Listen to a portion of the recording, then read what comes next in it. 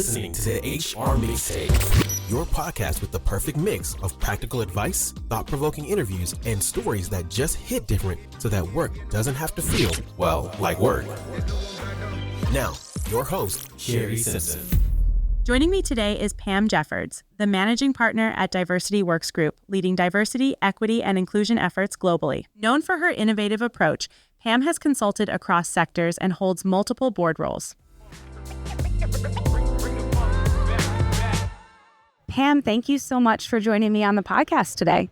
Thanks for having me. I thought we could start by having you share a little bit about your history, your journey, what you do now, and your passions. I know that's a heavy question, but just a couple sentences on that. Absolutely. So I actually started my career in sales for technology. So being one of the only women in sales, I realized that there was a lot of women's organizations, and I was happy to be leading them and be involved in every one. And around 2011, CalPERS and CalSTRS came out with a ranking by state of how poor we were doing in D&I by state, and Colorado was ranked last. Wow. Yes. So it just so happened that my company had just been sold.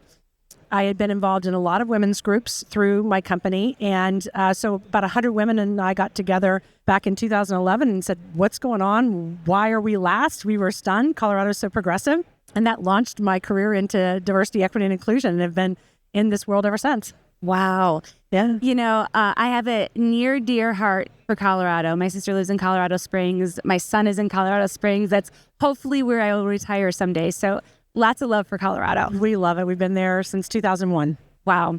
So in your space, in diversity, equity, and inclusion, I feel like we're at this place right now in time where, coming out of the pandemic, we had all of this financial backing into DEI. Now we're seeing organizations kind of pull back on that, but the expectation of employees hasn't changed. Right. They still want those same initiatives. So I feel like we're in this kind of weird polarization right now with DEI. What are you seeing, and how are you advising people to tackle that? Can I be kind of edgy on this Of program? course. Okay. Well, I think what, in my opinion, that happened is that with all the energy and enthusiasm, people were doing it wrong. And now we're kind of catching up to this. Wait a second. The intention was never to piss people off or do things that were illegal. But when I talk to people about what the new laws that are coming out that are supposedly anti-DEI, these things were actually always illegal. So when you talk about quotas in the United States and companies who set quotas like we're going to hire 20% blank, that was always unlawful. It was always unlawful to say, if you have two candidates and everything else being equal, hire the woman. That has always been an unlawful statement. And that's now catching up because it instead of it being inclusive, it actually excluded several groups and they got angry. And now they have a platform, with the political climate that we have in the United States now, they have a platform to push back, and we're seeing that happen. But for those of us that have always been doing DEI right, we're thriving. Our organization is growing. Our clients are doubling their spend. So I think we need to go back and say what's actually working and what's not, and what was unlawful always, and not do that. So I think that's where the division has been. What role do you think the civil discourse that we're seeing has played into that, positive or negative? So, the civil discourse, I think, regardless if you had any DEI efforts, would have always hit an all-time high right now. And I think some of it goes back to we have to unlearn what we taught ourselves 20 years ago, which was that if you sit down with two people and you talk about your ideas and your opinions, at some point you're going to come to a common ground. That's what we were told. That's wrong. That is not the case. And you shouldn't ask people to respect someone else's opinion. You can ask them to be respectful, but we need to use the word civil instead. Because civil, I can be civil, but if you ask me to respect someone's opinion who's coming, regardless of where it's coming from, let's say it's coming from the Middle East and from upbringing there that somebody doesn't believe I as a woman have the right to drive. You shouldn't ask me to sit down with them to come to some understanding. Why would we do that? What's the purpose of that, right? But can you ask me to be civil to that person? 100%. And so we have to stop using this word respect so casually and instead say the baseline in the corporate world is civility.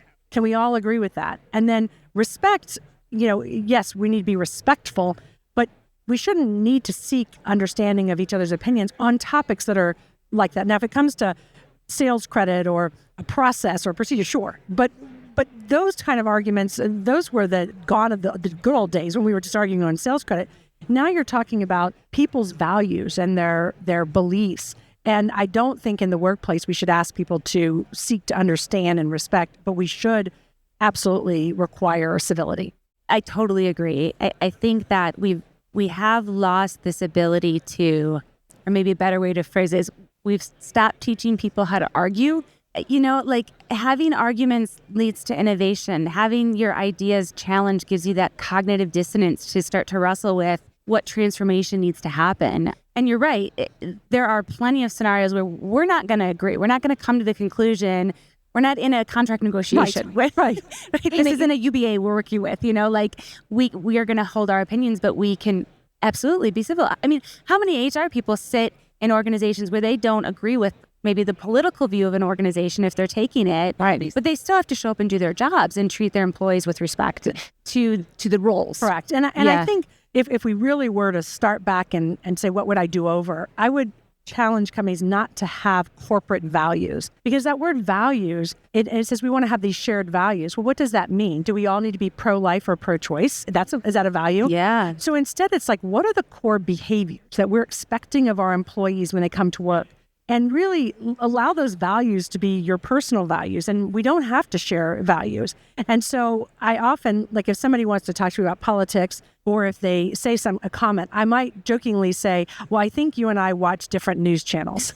and I say that because I don't want to say, oh, we have different values. Because the minute you start to challenge someone's values or talk about their values, our backs raised, we get super excited and upset, thinking about the words we've been using in the corporations, and instead just saying, here are the expected leadership behaviors we expect every employee to have. Let's just call them behaviors. Why are we labeling them values?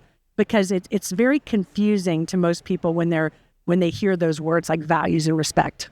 So talking about language, and I didn't give you this question in advance, so if you don't feel like answering it, I completely understand.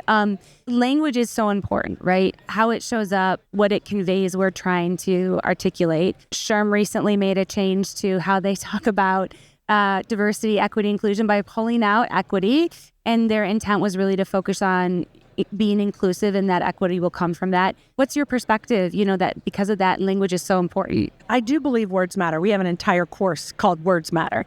I disagree with how SHRM did it, because it was very abrupt. It didn't seem to have much backing on why they were doing it, and I think it was wrong. I think many people felt it was wrong. In fact, in my session yesterday, I didn't bring it up, but it was the top 3 questions I got about SHRM.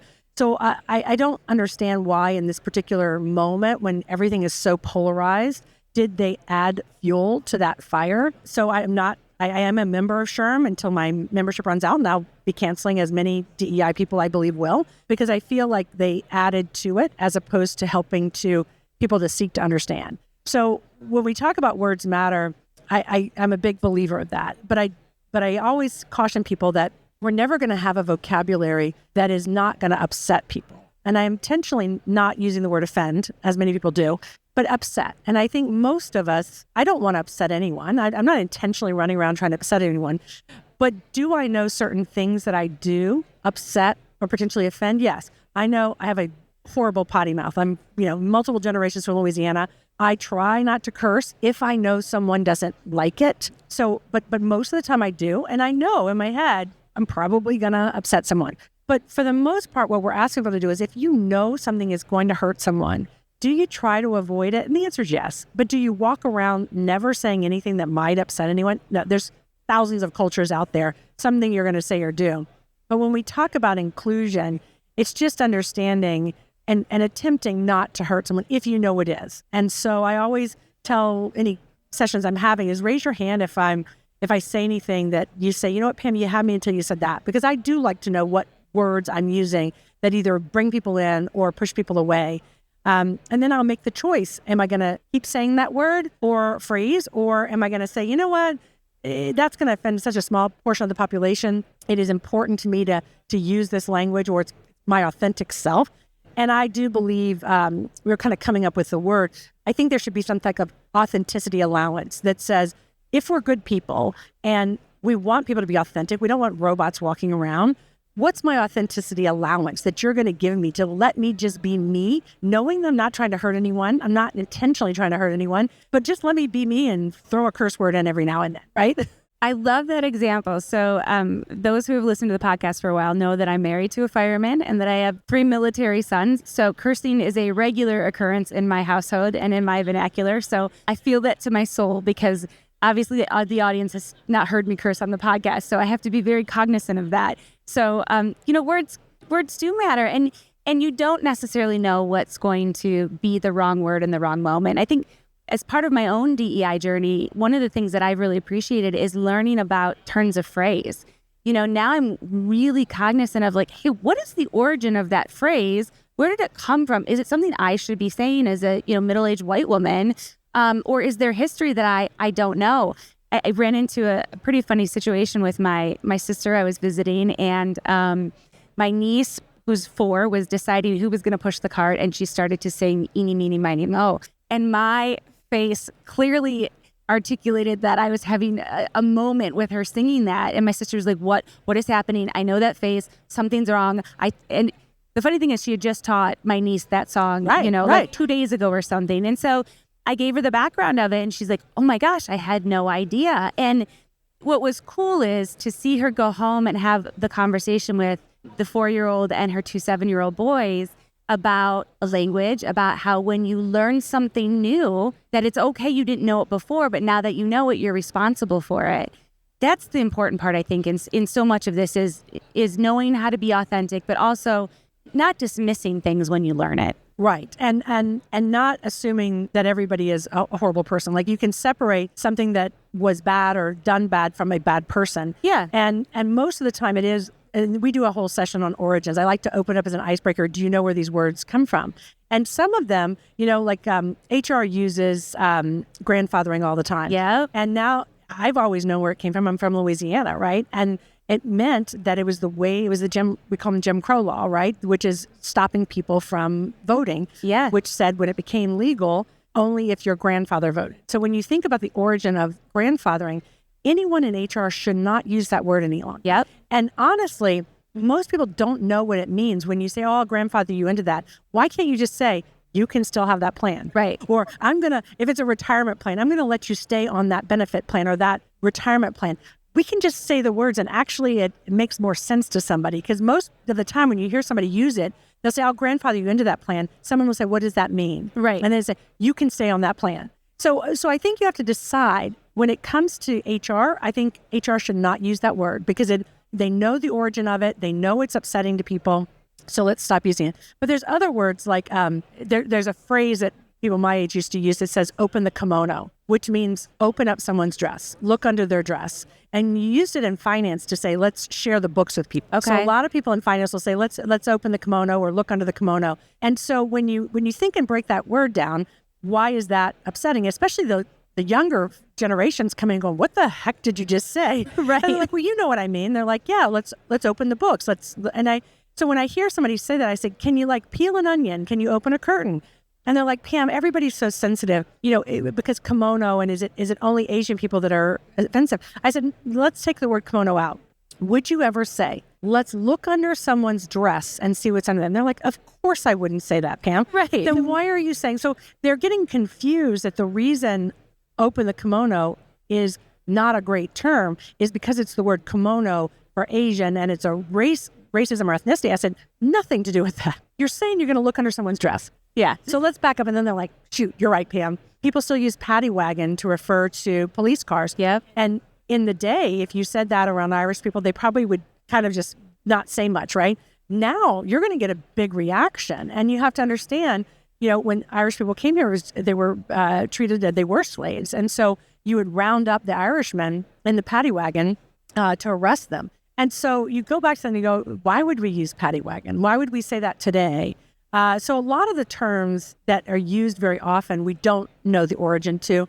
And the point you made is perfect, is when someone points it out, that's when you decide, all right, am I going to continue to use it? Yeah. And the last one I'll give is a lot of people, sitting on Zoom and Teams these days, they'll make a reference like, if I have to sit on another Zoom call, I'm just going to shoot myself in the head. And I'll say, given the percentage of people who die by suicide, the likelihood that that gesture or comment is going to upset someone, again, not offend, upset, is very high. Yeah. So now that you know that, would you self-harm? Like, can't we just say, if I have to sit there on a Zoom call, I'm going to eat a bag of M&Ms, or I'm going to, eat a whole cake.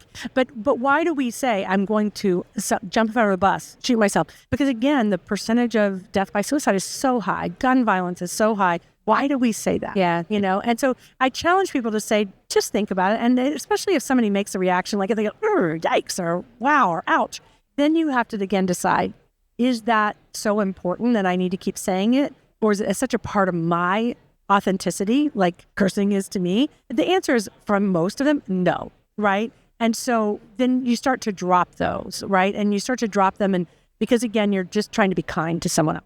Yeah. So I want to switch gears just a little bit. We're sitting at the expo floor at HR Tech here in Las Vegas. How do you see technology influencing DEI? Well, we have an entire half of our team is dedicated to AI when it comes to DEI. So from a corporate world, we've been using AI for the last 2 to 3 years to evaluate equity within performance reviews. So it just wasn't possible before, or it was very, very costly. But now I have a client who has 40,000 employees. We download all the performance reviews and we look at the inequities across gender, race, ethnicity, and level. And some of the things that you find, it's just so powerful, because when you have data, as you know, data is powerful. We all may think something is happening, but until you see the data, you don't take action. So we just did a review for a client. And what we found was for all their directors, then the directors are so overworked, and we knew work-life balance was an issue. So we were looking to see if they were giving any guidance to the directors on how to manage and how to delegate. And what we found was, out of all the directors, all of the men were being given guidance on how to delegate. And they were using the word delegate. You need to delegate more often. Here's how you need to delegate. 100% of the women were told to ask for help. Oh my goodness. The word delegate was not used once with the women directors. And it was consistently used with the men directors. And when we looked at it, you can say, maybe try to argue that it's the same thing, but it's really not. Yeah. And when you're positioning women as having to ask for help, it's a bias. It's letting them know that they have to somehow convince people, compared to if you're telling the men to delegate, it's empowering them to delegate. Yeah. And so when we showed this to the leaders and we said, we're looking across, here are all your directors, not one time did you use the word delegate with your women, but here's how many times you told them to ask for help. And in every case, your men were told to delegate. And that type of data is so powerful. And we just couldn't do that before without AI. Yeah, that's so fascinating, because as we see more predictive analytics come out, right, we're going to see more of that stuff surface. And it's just amazing what's still left over that's not intentional. Absolutely. And again, once you're aware of it, and I'm sure that conversation was like eye-opening for those leaders. It was. And again, it's not intentional. Unconscious bias is in all of us, right? And so when I said that stat to them, and I said, all of the women directors were told to ask for help, the first thing they said is, okay, Pam, how do we get the men directors to start using the word delegate to women? I said, well, I didn't say it was your men. And they're like, what do you mean? I said, your women, all your women were told to ask for help. That means they're women bosses and they're men bosses. Yeah. But in their head, they assumed I was saying men aren't telling women to ask for help. Women were telling women to ask for help. We all have this in us. And I think that's the shift we need to make, is that somehow we have positioned white, heterosexual, cisgender men as, you are the problem, you are the villain in this scenario, when it honestly is all of us. We all have these biases, and we have to really challenge ourselves to say, how can we use AI to take out the inequities that are just going to happen?